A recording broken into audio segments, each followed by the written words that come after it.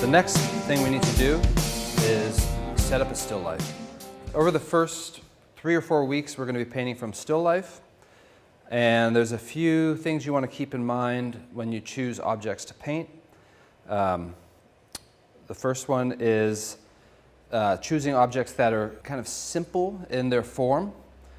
Complicated flowers, things like that, you'll find that you can't really move the paint around that much, and you'll tend to get like really tight.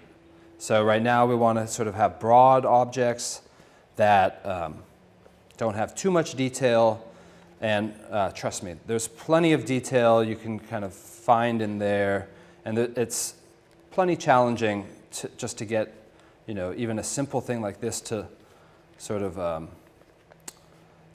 read as like a thing that has surfaces and different qualities on every side. So you don't need to get anything too complicated, but sort of simple iconic objects like this are perfect. You could even paint your coffee cup. You could, anything really could go into the still life, but I would choose things that are a little bit simple.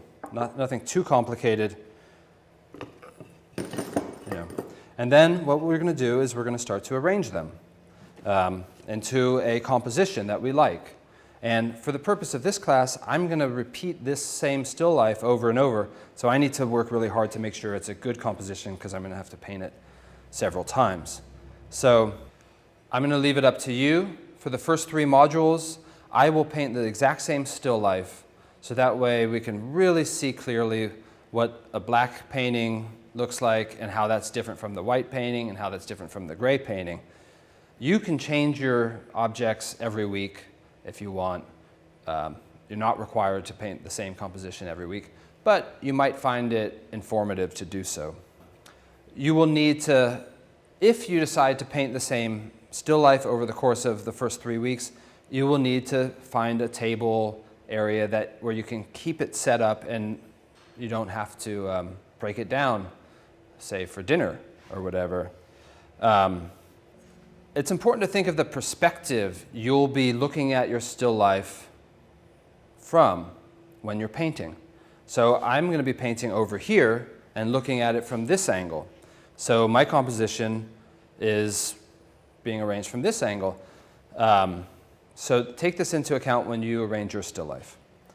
Let's give this a try. Let's make a still life. Really, already we have a composition. What I would say about this composition is it's pretty busy. There's a lot of stuff in there. So one rule of thumb when thinking about composition is they tend to work best when you have a variety of large and small shapes. If all the shapes are kind of equal size, it tends to be a little bit more or a little bit less dynamic of a composition.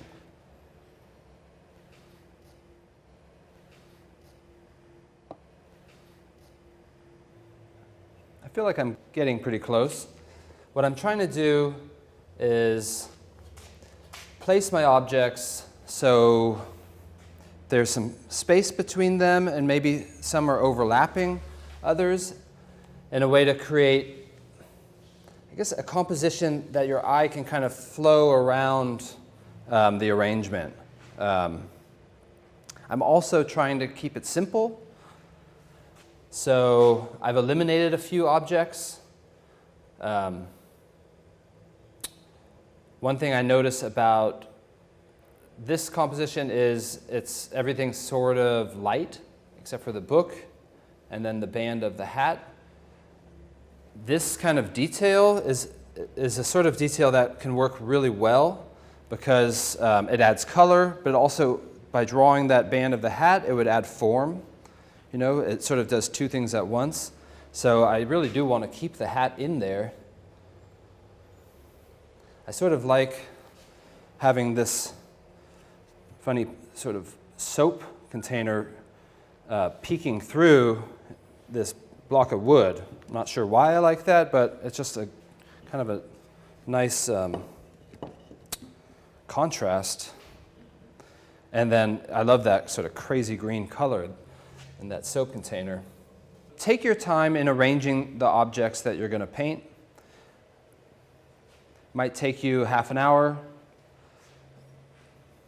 but it's really important to be happy with your composition. And I guess briefly what I'm sort of attracted to about this, besides like the sort of extreme simplicity of these objects, one thing that I like about them is they all have this sort of repeating circle.